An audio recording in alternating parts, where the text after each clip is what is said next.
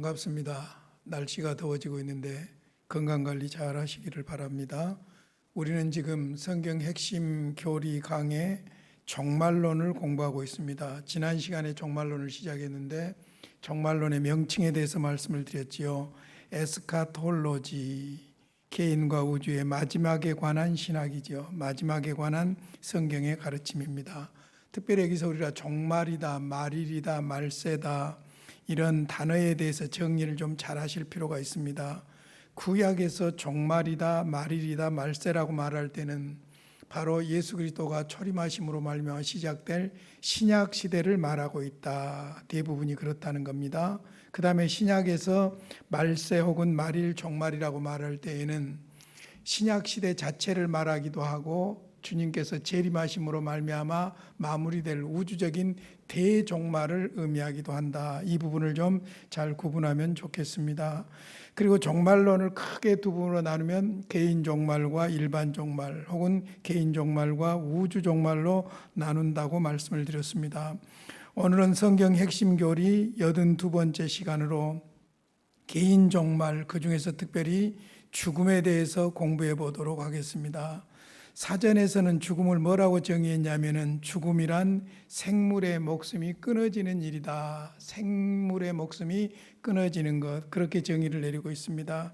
그러나 단순히 그렇게 정의를 내리기에는 너무나도 깊은 뜻이 있는 것이 바로 죽음이라고 볼 수 있죠. 그래서 어떤 학자는 인간 이성으로 납득할 수 없는 최고의 사건이 죽음이라고 그렇게 표현을 했습니다. 의학적으로는 어떤 상태를 죽음이라고 하냐면 심장 정지설이나 뇌사설을 말하죠. 심장이 정지됐다든지 뇌가 정지된 상태를 죽음이라고 그렇게 말합니다. 근데 문제는 우리가 언제 죽을지 모른다는 사실이고 그러나 반드시 죽는다는 사실이죠. 그런데 사람들은 죽음을 억지로 애써서 회피하려고 하지요. 그런다고 피해질 수 있는 것이 아니지요. 오늘 성경 요절을 먼저 소개해 드리겠습니다. 히브리서 9장 27절입니다. 한 번 죽는 것은 사람에게 정해진 것이요 그 후에는 심판이 있으리니. 사람은 한 번 죽는답니다. 반드시 죽습니다. 예외가 없습니다. 그래서 한 번 죽는 것은 사람에게 정해진 것이다. 누구에게는 있고 누구에게는 없는 것이 아닙니다. 그것뿐만 아니라 죽음으로 끝나는 것이 아니라 그 후에는 심판이 있다. 그렇게 말하고 있습니다. 그래서 오늘은 이 죽음에 대해서 성경적으로 좀 공부해 보도록 하겠습니다. 먼저 육체적 죽음의 본질 혹은 개념에 대해서 생각을 해 보겠습니다. 그러니까 죽음이란 무엇인가 하는 문제지요. 육체적인 죽음은 영혼의 소멸을 의미하는 것은 아닙니다. 영혼과 육체의 분리에 의한 육체적 생명의 종교를 의미합니다. 그래서 여기서 정리할 것은 죽음은 영혼 소멸이 아니다. 영혼, 사람은 육체와 영혼, 영혼과 육체로 되어 있는데 영혼 소멸이 아니다. 영혼과 육체가 분리되는 것이다. 그리고 죽음이란 육체적 생명의 종결이다. 그래서 그냥 죽음이라고 지금 말하지 않고 우리는 육체적 죽음의 본질이 무엇인가, 육체적 죽음의 개념이 무엇인가를 말씀드리는 것이죠. 그래서 오늘 읽어드렸던 요절에도 한 번 죽는 것은 사람에게 정해진 것이다. 그 후에는 심판이 있다. 육체적인 생명은 종결되지만은 그것으로 영혼까지 죽는 것은 아니라는 것을 말씀하고 있죠. 자, 무엇보다도 성경적으로 증명을 해드리도록 하겠습니다. 성경에 보면은 죽음을 몸의 사망이라고 표현을 합니다. 그러니까 육체의 죽음을 영혼의 죽음과 구별하고 있는 것입니다. 영혼은 죽지 않는 것이죠. 마태복음 10장 28절입니다. 몸은 죽여도 영혼은 능히 죽이지 못하는 자들을 두려워하지 말고 오직 몸과 영혼을 능히 지옥에 멸하실 수 있는 이를 두려워하라. 무슨 말입니까? 몸은 죽여도 영혼은 능히 죽이지 못하는 자들, 핍박자들을 말하죠. 초대교회 네로 황제라든지 그런 핍박하는 사람들은 몸은 죽일 수 있어도 영혼은 죽일 수 없다는 것이지요. 그러나 몸과 영혼을 능히 지옥에 멸하실 수 있는 하나님을 두려워하라. 그렇게 말씀하고 있습니다. 누가복음 12장 4절입니다. 내가 내 친구 너희에게 말하노니 몸을 죽이고 그 후에는 능히 더 못하는 자들을 두려워하지 말라. 그러니까 핍박하는 자들이 몸은 죽일 수 있을지 몰라도, 육체적인 죽임은 가능할는지 몰라도 영혼은 그렇게 할 수 없다는 것이죠. 그래서 몸의 사망으로 표현을 하고 있다. 그 다음에 생명의 상실로 표현을 하고 있습니다. 죽음을 육체적인 생명, 목숨의 종결 내지는 상실로 묘사한다는 것이죠. 마가복음 3장 4절입니다. 그들에게 이르시되 안식일에 선을 행하는 것과 악을 행하는 것, 생명을 구하는 것과 죽이는 것 어느 것이 옳으냐 하시니 그들이 잠잠하거늘. 예수님께서 안식일에 이적을 행했을 때에 비판할 때 예수님께서 하셨던 말씀이죠. 안식일에 생명을 살리는 것, 구하는 것이죠. 구하는 것, 즉 살리는 것과 죽이는 것, 생명의 상실, 종결, 그런 의미로 예수님이 말씀하시죠. 요한복음 13장 37절 38절에 보니까 베드로가 이르되 주여 내가 지금은 어찌하여 따라갈 수 없나이까? 주를 위하여 내 목숨을 버리겠나이다. 육체적인 생명의 종결을 하겠다는 것이죠. 예수께서 대답하시되 내가 나를 위하여 내 목숨을 버리겠느냐? 내가 진실로 진실로 내게 이르노니 닭 울기 전에 내가 3번 나를 부인하리라. 옛날에 퀴즈 대할 때 여기서 많이 헷갈리죠. 닭이 울기 전에 3번 부인했는가, 닭이 3번 울기 전에 부인했는가, 그렇게 물어보면 또 많이 헷갈리기도 하죠. 어찌됐든 내 목숨을 버리겠느냐? 내가 진실로 진실로 내게 이르노니 닭 울기 전에 내가 3번 나를 부인하리라. 내가 죽을지라도 주님을 배신하지 않겠습니다 하는 베드로에게 아니다, 닭이 울기 전에 3번 나를 부인할 것이다 말씀하신 내용으로서 베드로가 말하는 생명의 상실을 죽음으로 표현하고 있습니다. 그 다음에 몸과 영혼의 분리로 표현을 하고 있습니다. 죽음을 몸과 영혼의 분리, 그러니까 육체적인 죽음과 영혼과 분리하는 것이죠. 전도서 12장 7절입니다. 흙은 여전히 땅으로 돌아가고, 여기에 흙을 몸이라고 표현을 해보세요. 몸은, 육체는 여전히 땅으로 돌아가고 영혼은 그것을 주신 하나님께로 돌아가기 전에 기억하라. 창조주 하나님을 기억하라는 말씀이지요. 야고보서 2장 26절에 보면 영혼 없는 몸이 죽은 것 같이 행함이 없는 믿음은 죽은 것이다. 믿음과 행함을 육체와 영혼으로 비유해서 하는 말이죠. 영혼이 없는 몸이 죽은 것이다. 죽음이란 무엇이냐? 몸이 죽는 것이죠. 영혼이 죽는 것이 아니고요. 그 다음에 요한복음 19장 30절에 보면 예수께서 신포도주를 받으신 후에 이르시되 다 이루었다 하시고 머리를 숙이니 영혼이 떠나가시니라. 자, 그러니까 영혼이 떠나간 것으로 죽음을 그렇게 표현하고 있습니다. 자, 이상을 정리해 보면은 3가지로 정리할 수가 있어요.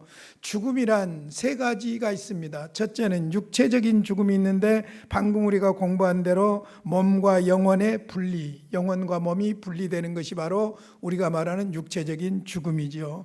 그 다음에 영적 죽음이라는 것이 있어요. 영적 죽음이란 영혼이 하나님과 분리되는 거예요. 인간은 하나님과의 관계 속에서 영적으로 살게 되어 있죠. 그러나 하나님을 떠나게 되면 죽은 거죠. 그래서 영적 죽음은 영혼이 하나님과 분리되는 것이다. 영원한 죽음은 사람의 전 인격이 하나님의 은총과 임재에서 완전히 분리되는 겁니다. 그러니까 영적으로 죽은 상태에서 죽음을 맞이했을 때에 들어가는 영원한 지옥, 그것이 바로 영원한 죽음을 의미하는 것이죠. 그래서 죽음이라는 것은 분리라는 거예요. 육체적인 죽음은 영혼과 육체를 분리하고, 영적인 죽음은 영혼과 하나님과 분리되는 것이고, 영원한 죽음은 영적인 죽음 상태에서 하나님의 은총과 임재에서 분리되는 것이고, 그러니까 분리되는 것이 바로 죽음이다, 그렇게 볼 수 있습니다. 두 번째로 우리는 이 부분을 심각하게 생각을 해야 됩니다. 죄와 죽음과의 관계예요. 죄와 죽음과의 관계. 죄와 죽음이 관계가 있느냐 없느냐는 문제죠. 성경은 두말할 것 없이 죽음은 죄로부터 온 것이죠. 그래서 죄와 죽음은 매우 중요한 연관이 있다. 매우 중요한 연관이 아니라 절대적인 관계가 있습니다. 왜냐하면 죄로 말미암아 사망이 들어왔기 때문입니다. 그런데 역사적으로 보면은 펠라기우스파나 소시니안파나 알미니안파에서는 아담의 원죄와 죄 때문에 죽음이 왔다는 것을 부정합니다. 그래서 아담의 원죄, 즉 범죄와 상관없이 죽음의 법 아래서 죽을 수 있게 창조되었다는 거예요. 자연스러운 것이라고 그렇게 이야기하려고 합니다. 그러나 성경은 날 때부터 죄 아래서 출생하며 죄를 범할 기회를 가지기도 전에 죄성을 가지고 탄생한다고 말합니다. 그 이유가 무엇이냐면은 인류를 대표하는 아담의 불순종과 범죄, 즉 행위 언약을 범한 그 죄 안에서 죽음이 들어왔고 그 원죄로 말미암아 모든 사람은 다 죄인이고 모든 사람에게 사망이 들어오게 됐다는 것이죠. 로마서 5장 12절 암송하면 좋겠어요. 그러므로 한 사람으로 말미암아 죄가 세상에 들어오고 죄로 말미암아 사망이 들어왔나니. 자, 여기서 한 사람은 아담을 말하죠. 인류를 대표해서 하나님과 행위 언약을 맺었는데 불순종하고 거역했던 한 사람 아담으로 말미암아라는 말이 중요한 말이에요. 아담으로 인해서 죄가 세상에 들어오고 모든 사람에게 죄가 들어오고 그 죄로 말미암아 사망이 들어온 것이지요. 이와 같이 모든 사람이 죄를 지었으므로 사망이 모든 사람에게 이르렀느니라. 그러니까 우리가 내 생전에 한 번도 나쁜 생각도 안 해보고 나쁜 마음도 안 먹어보고 한 번도 나쁜 말도 안 하고 그래도 죄인이에요. 그래도 죄인이에요. 왜냐하면 인류를 대표하는 아담 안에서 우리는 모두가 다 죄인이기 때문이죠. 죄인이라면 그 죄로 말미암아 사망이 들어오게 되었다. 그러니까 죄와 죽음, 죽음과 죄와는 절대적인 관계가 있다. 죄로 말미암아 사망이 들어왔기 때문이다. 그런데 과학자들은 죽음을 자연적이라고 말합니다. 뭐 당연하지요. 새 생명을 가져오기 위해서는 사망이 있어야 한다고 주장해요. 풀잎이 자라서 말라서 죽으면 그 다음에 다시 새로운 풀잎이 솟아나는 것과 같은 이것을 죽음으로 표현하는 거예요. 그러나 이것은 식물계에서나 적용되는 이론이지 사람에게 적용할 수 없는 이론이지요. 왜냐하면 성경이 사망은 죄에 대한 형벌이라고 말하고 있기 때문입니다. 죄와 죽음과의 관계에 대해서 성경적으로 더 확실하게 증명을 해드리도록 하겠습니다. 첫 번째, 사람은 하나님의 형상대로 창조되었습니다. 자, 하나님의 형상대로 창조되었다는 말은 무슨 말이냐면은 죽지 않을 수도 있는 존재로 창조되었다는 거예요. 그러니까 아담이 행위 언약을 거역하지 않았다면 죽지 않을 수도 있는 그런 존재가 바로 하나님의 형상으로 태어난 인간이라는 것이죠. 창세기 1장 26절 27절 우리 인간의 자존감과 정체성과 우리 인간의 소중함을 한꺼번에 다 증명하는 구절이라고 볼 수 있죠. 하나님이 이르시되 우리의 형상을 따라 우리의 모양대로 우리가 사람을 만들고, 삼위일체 하나님의 말씀이죠. 그들로 바다의 물고기와 하늘의 새와 가축과 온 땅과 땅에 기는 모든 것을 다스리게 하자 하시고, 하나님이 자기 형상 곧 하나님의 형상대로 사람을 창조하시되 남자와 여자를 창조하시고. 사람이 사람다운 것은 하나님의 형상이에요. 그러니까 하나님은 사람을 하나님의 형상대로 창조하셨고 그 다음에 남자와 여자로 창조하셨어요. 남자도 중요하고 여자도 중요해요. 남자가 더 중요하고 여자가 덜 중요한 것이 아니라 남자도 여자도 다 중요한 거예요. 그래서 인간 창조에서 핵심은 하나님의 형상대로 창조되었다, 남자와 여자로 창조되었다. 이것이 핵심이죠. 그러니까 사람이 하나님의 형상대로 창조되었다는 말 자체가 죽지 않을 수도 있는 그런 존재로 애당초에 창조되었다는 것이죠. 그런데 안타깝게도 이제 사망, 죽음은 인간의 불순종에서 왔고 육체의 죽음은 영적 죽음의 결과, 즉 하나님을 거역하고 하나님을 떠난 그 결과라고 볼 수 있다는 것입니다. 로마서 5장 21절입니다. 아까는 로마서 5장 12절이었죠. 로마서 5장 21절입니다. 이는 죄가 사망 안에서 왕노릇한 것 같이, 죄가 사망 안에서 왕노릇을 해요. 그러니까 우리가 죄인이기 때문에 사망이 들어왔고 그 사망이라는 도구를 사탄이라는 놈이 교묘하게 이용해 가지고 두려워하게 하고 염려하게 하고 그래서 더 하나님을 떠나게 하는 도구로 사용하고 있다는 것이죠. 그래서 죄가 사망 안에서 왕노릇한 것 같이 은혜도 또한 의로 말미암아 왕노릇하며 하여 우리 주 예수 그리스도로 말미암아 영생에 이르게 하려 함이라. 한 사람 아담으로 인해서 죄가 들어왔고 죄로 말미암아 사망이 들어왔는데 한 사람, 두 번째 아담이라고 그러죠. 그리스도로 말미암아 그리스도 안에 있는 은혜로 우리를 의롭다 하시고, 믿는 사람들을 의롭다 하시고, 그리스도 안에 있는 은혜 또한 의로 말미암아 왕노릇하여 우리 주 예수 그리스도로 말미암아 영생에 이르게 하셨다. 영원한 벌을 받을 수밖에 없는 자들인데 영생을 얻게 해주셨다는 것이지요. 로마서 6장 23절 한 문장이 핵심입니다. 죄의 싹은 사망이요. 죄의 싹은 사망이요. 여기서 죄의 싹이라는 말이 원문에 보니까 와손이야 그 말인데 병사들의 급료를 말합니다. 그러니까 아담 안에서 죄 가운데 태어난 사람들은 죄에게 군사처럼 병사처럼 충성을 하는 거예요. 그러니까 죄에게 병사처럼 죄를 따라 사는 사람들에게는 주어지는 급료가 있는데 그것이 뭐냐? 싹이 바로 죽음이라는 거예요. 그래서 죄의 싹은 사망이요 하나님의 은사는 그리스도 예수 우리 주 안에 있는 영생이니라. 오히려 이제 그리스도, 두 번째 아담인 그리스도를 통해서 우리에게 영생이 주어졌다. 고린도전서 15장 56절에 보면 사망이 쏘는 것은 죄요 죄의 권능은 율법이라. 그러니까 율법에 의해서 우리가 죄인 것을 알게 하시고 죄인들에게 주어지는 것이 바로 사망이라는 것을 알게 하는 것이지요. 야고보서 1장 15절 보십시오. 욕심이 잉태한 즉 죄를 낳고 죄가 장성한 즉 사망을 낳느니라. 죄와 사망, 죄와 죽음은 절대적인 관계가 있다는 것이지요. 그래서 죄는 사망을 가져왔고 그리스도 안에 있는 의는 영생을 가져왔다. 그 다음에 성경이 사망은 죄의 형벌이라고 분명히 진술하고 있습니다. 사망은 죄의 형벌이다. 이미 로마서 6장 23절에서 죄의 싹은 사망이라고 선언을 하고 있죠. 자, 성경 몇 구절 보겠습니다. 근거가 되는 성경입니다. 창세기 2장 17절입니다. 선악을 알게 하는 나무의 열매는 먹지 말라. 내가 먹는 날에는 반드시 죽으리라 하시니라. 하나님이 인간을 형상대로 창조하시고 남자와 여자로 창조하시고 하나님께서 우리 인간과 교제하시려고 인간과 계약을 맺으셨어요. 그것이 행위 언약인데 동산에 있는 선악을 알게 하는 나무의 열매를 먹지 않는 것을 조건으로 계약을 맺은 거예요. 그러니까 이제 우리 중고등학생들이나 뭐 대학생들은 이 부분만 가지고 그런 이야기를 하죠.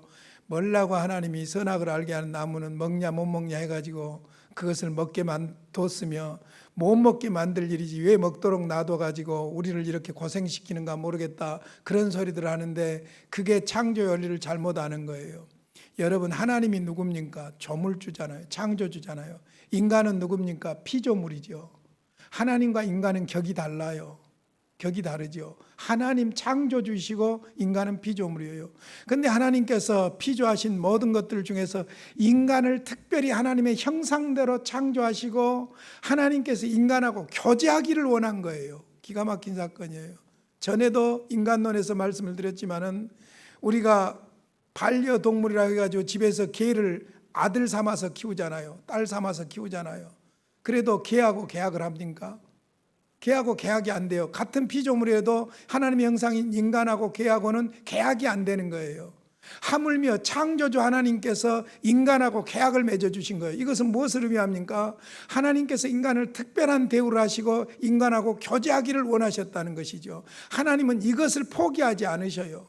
그러니까 아담 안에서 실패했을지라도 포기하지 않고 아브라함을 택해서 약속하신 대로 그리스도를 보내시고 그리스도를 통해서 죄 문제를 해결하고 죄 문제를 해결하신 후에 그리스도 안에서 하나님과 교제할 수 있도록 회복을 시켜주신 거예요.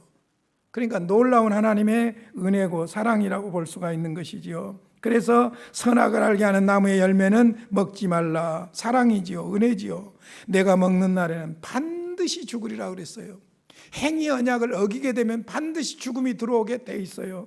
그런데 아담이 행위 언약을 어겼어요. 어김으로 말미암아 창세기 3장 19절 이제 아담에게 내린 벌이죠.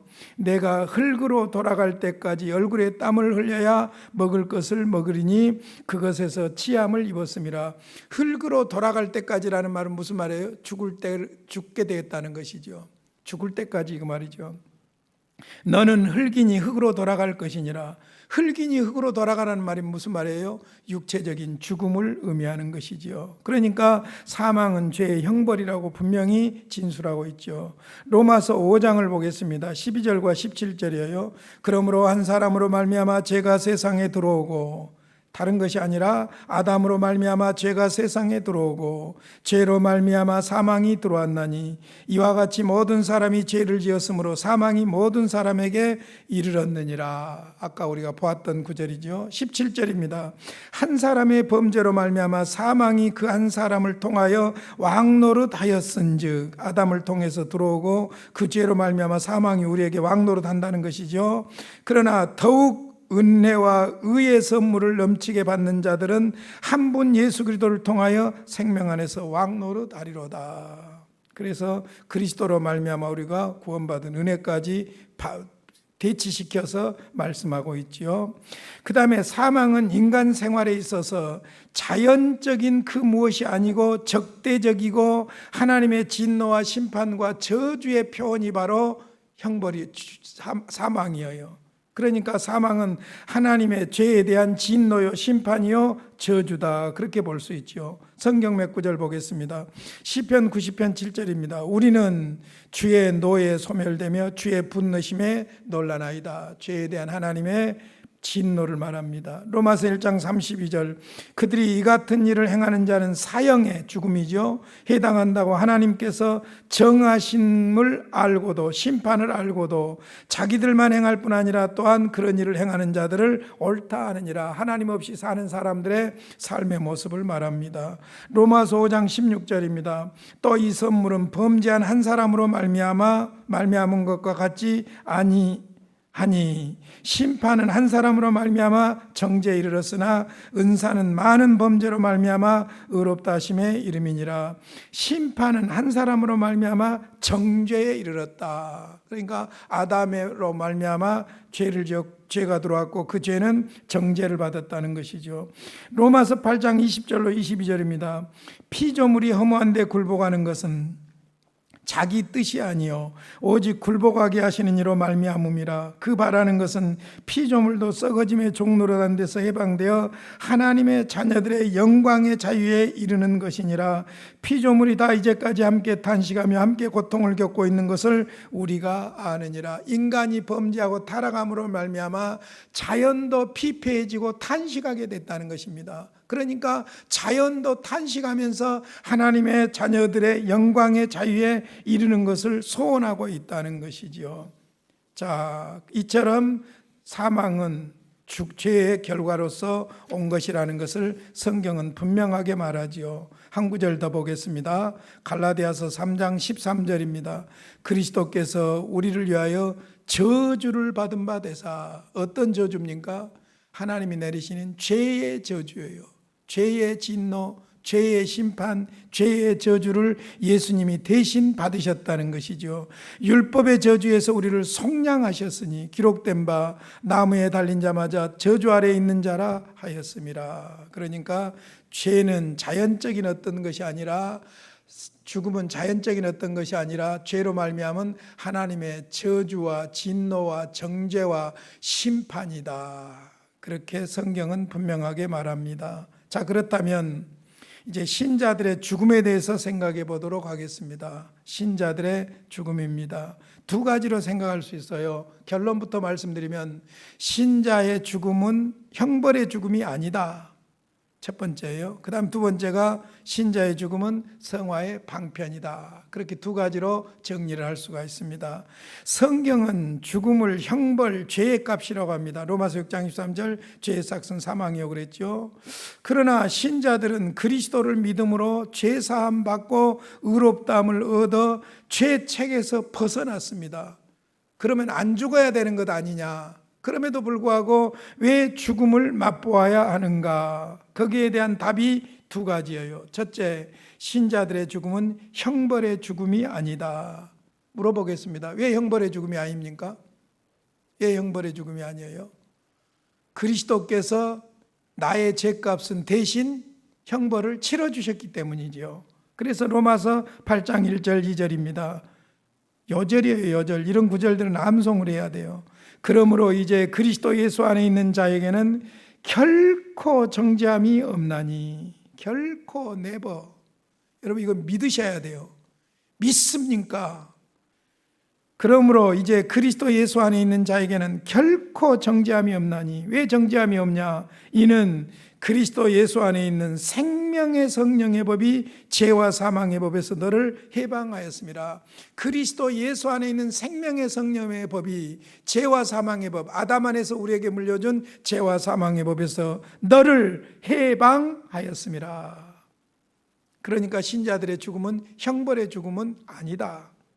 고린도전서 15장 55절 57절 58절을 보겠습니다. 사망아 너의 승리가 어디 있느냐? 사망아 내가 쏘는 것이 어디 있느냐?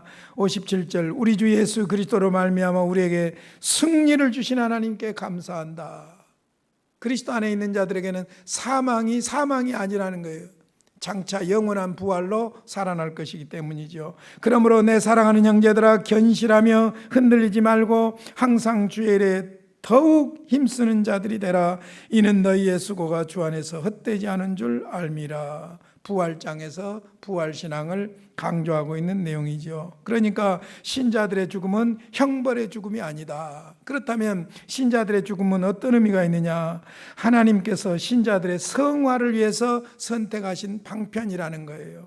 성화를 위해서 선택하신 방편. 무슨 말이냐면은 죽음이라는 관문을 통해서 영원한 영생의 삶에 들어가게 되는 것이죠. 그래서 이제 우리가 종말론에서 개인 종말론, 이제 다음 주에 또 영원 불멸에 대해서 이야기를 하고 그 다음에 중간 상태에 대해서 이야기할 겁니다만은 변화된 상황, 천국에 들어가서 살게 되고 마지막에 주님이 재림하심으로 말미암아 우리의 몸이 부활하고 영혼과 몸이 합해져서 영원한 영광에 들어가는 이것이 종말론의 마무리예요. 그런 측면에서 죽음은 하나님께서 신자들의 성화를 위하여 선택하신 방편이다. 그래서 어떤 분이 그림을 그렸는데 이 세상과 저 세상을 통과하는 관문을 무덤으로 그린 거예요. 무덤으로 들어가서 이 세상을 마무리하고 영원한 세상으로 가는 것이에요. 그와 같이 죽음이라는 것은 성화를 위하여 선택하신 하나님의 방편이다. 성경으로 보겠습니다. 고린도전서 15장 26절입니다. 맨 나중에 멸망받을 원수는 사망이니라. 결국 사망은 우리에게 어떻게 할 수 없다는 것이죠. 로마서 8장 11절입니다. 예수를 죽은 자 가운데서 살리신 영이 너희 안에 거하시면 그리스도 예수를 죽은 자 가운데서 살리신 이가 너희 안에 거하시는 그의 영으로 말미암아 너희 죽을 몸도 살리리라. 나중에 부활한다는 것이죠. 빌립보서 1장 21절입니다. 이는 내게 사는 것이 그리스도니 죽는 것도 유익함이라. 여기 있든지 저기 있든지 살든지 죽든지 그리스도와 함께 사는 것이 그리스도인들의 삶이기 때문이죠. 디모데후서 4장 18절입니다. 주께서 나를 모든 악한 일에서 건져내시고 또 그의 천국에 들어가도록 구원하시리니. 성도의 견인이어요. 궁극적 구원이어요. 이 땅에서 나를 모든 악한 일에서 건져내시고 그의 천국에 들어가도록 구원하시리니 그에게 영광이 세세무궁하도록 있을지어다. 천국에 들어가는 관문이 죽음이라는 것이죠. 요한계시록 21장 27절입니다. 무엇이든지 속된 것이나 가증한 일 또는 거짓말하는 자는 결코 그리로 들어가지 못하되 오직 어린 양의 생명책에 기록된 자들만 들어가리라. 죽음으로 우리는 끝이 아니고 죽음으로 멸망이 아니고 죽음이라는 성화의 단계를 통해서 영원한 하나님 나라, 더 이상 죽음이 없고 아픔이 없고 고통이 없고 해와 달도 필요가 없는 하나님 나라에 들어가게 되는 줄로 믿습니다. 그러므로 죽음은 외적으로 볼 때는 인생의 종말 같으나 신앙적으로 볼 때 마지막이 아니라 부활을 위한 하나의 과정이다. 이 과정이라는 말은 앞으로 종말론을 계속 공부하게 되면 이해가 될 겁니다. 중간 상태, 그 다음에 재림하심으로 영원한 마지막 영원한 상태, 그렇게 알게 될 것이기 때문이죠. 그러므로 그리스도의 구원은 몸의 구원만 아니라 완전한 생명의 시작이다, 그렇게 볼 수 있습니다. 자, 오늘 개인 종말론에서 죽음 문제를 생각해 보았습니다. 여러분, 그리스도인들은 어떤 사람들이냐면은 죽음 문제가 해결된 사람들이에요. 믿습니까? 죽음 문제가 해결된 사람들이에요. 그러니까 그리스도 안에 있지 않는 사람들은 아직도 죽음 문제가 해결되지 않았기 때문에 죽음을 두려워합니다. 그러나 우리 믿는 사람들은 죽음을 두려워할 필요가 없습니다. 죽음은 영원한 세계를 향한 하나님의 성화를 위한 과정일 뿐입니다. 그러므로 우리는 죽음 문제가 해결된 사람들이기 때문에 이 땅에서 주를 위해서 아름답게 자신 있게 살아갈 수 있는 줄로 믿습니다. 언젠가 설교하면서 키블러 로스의 죽음에 대한 죽음을 분노하는 죽음에 대한 5단계를 소개해 드린 적이 있죠. 심리적으로 죽음을 앞에 둔 사람들의 심리가 그렇답니다. 첫 번째로는 부정한대요. 디나이얼, 부정한대요. 예를 들어서 내가 암이 걸려서 몇 개월밖에 못 살겠습니다. 그러면 그것을 사실을 부정한다는 거예요. 아닐 것이다라고 부정한다는 거예요. 아니라고 부정해봤자 부정한 것만 부정할 뿐이지 부정한다고 부정되어지는 것이 아니에요. 그런데 일단 부정한다는 것이죠. 왜 하필 나냐 그러고 부정한다는 것이죠. 두 번째는 분노한다는 겁니다. 앵거. 왜 나냐 이거예요. 내가 잘못한 게 없는데, 나 착하게 살았는데, 나 열심히 살았는데, 믿는 사람들도 죽음 문제 해결 안 되면은 나 11조 잘했고 나 주일 예배 잘 드렸는데 왜 내가 죽어야 되느냐고. 여러분, 예배 잘 드리면 안 죽습니까? 착각하시면 안 되죠. 분노한다는 거예요. 앵거. 세 번째는 분노해봤자 소용이 없잖아요. 그러니까 타협을 한답니다. 바게이닝이죠. 바게이닝. 흥정을 하죠. 내가 이제부터 착하게 살겠으니 살려주시오. 내가 내 재산을 다 내놓겠으니 살려주시오. 아니면 예를 들어서 믿는 사람들도 죽음을 두려워하는 사람들이 타협을 하는데 암에서 살려달라고 하면서 내가 살려주시면 예배당을 몇 개 짓겠습니다. 나를 살려주시면 이제 내가 교회에서 무엇을 하겠습니다. 이런 식으로 타협을 한다는 것이죠. 그래도 소용이 없죠. 그러니까 네 번째, 우울증에 빠진답니다. 디프레션이죠. 공황에 빠져요. 어떻게 할 수 없는, 방법이 없는 캄캄한 어둠과 같은 그런 공황에 빠지게 되죠. 그리고 마지막에는 이제 acceptance, 수용하게 된다는 것이죠. 받아들이고 인정한다는 것이죠. 여러분, 죽음의 장면에서 믿는 사람과 믿지 않는 사람이 확연히 드러나요. 지금은 다 장례식장에서 염도하고 그러니까 잘 모르지만은 옛날에 우리는 성도들이 죽어갈 때 반드시 임종을 지켜봤어요. 임종 예배를 드리면서 임종을 지켜봤어요. 그리고 다 염하는 일 목사가 다 했어요. 그런데 임종을 지켜보면 확실히 달라요. 죽을 때 모습이 얼굴이 너무너무 다른 거예요. 평안하고 그런 모습들이 있어요. 지금도 기억나는 것은 양림동에 있었던 어떤 집사님인데 그때 당시에 돌아가셨는데 40대였어요. 너무너무 젊은 분인데 참 아까운 분인데 돌아가셨는데 얼굴이 뽀얗고 하얀 거예요. 너무너무 예쁜 모습으로 마지막 운명을 하셨어요. 그런데 이제 안 믿는 사람들 이야기를 듣고 그랬는지 몰라도 죽은 사람에게 화장을 해놨더라고요. 나중에 이제 염을 하려고 하면서 보니까 화장을 해놓은 얼굴이 더 아주 흉측한 얼굴이 된 거예요, 사실은. 그러니까 죽음 문제가 해결된 그리스도인들은 이 죽음에 대해서 해결됐기 때문에 담대하고 자신 있게 그렇게 살아가야 될 줄로 믿습니다. 여러분, 행복하지 않습니까? 사람들은 죽음 앞에서 두려워해요. 비굴해지고. 그런데 죽음 문제가 해결됐기 때문에 우리는 행복한 사람들인 줄로 믿습니다. 왜 예수가 필요한가? 이 죽음 문제를 해결하기 위해서 예수가 꼭 필요해요. 예수님 놓치면 안 되는 거예요. 자, 그래서 우리는 이제 죽음 문제를 정리를 했고, 다음 주에는 죽음 후에는 어떻게 될 것인가? 죽음 후에 우리의 영혼은 없어지는 것인가? 잠자는 것인가? 아니면 영원히 존재하는 것인가? 사후의 존재에 대해서 다음 주에 말씀을 드리겠습니다. 고마우신 아버지, 감사합니다. 죄로 말미암아 죽을 수밖에 없는 우리들, 죽음 문제를 정리하고 죽음 문제를 해결해 주시니 감사합니다. 그리스도 예수 안에서 영원한 영생의 선물을 받은 자답게 두려워하지 않게 하여 주시옵시고 이 땅에서 주님만을 붙잡고 살아가게 하여 주시옵소서. 예수님의 이름으로 기도하옵나이다. 아멘.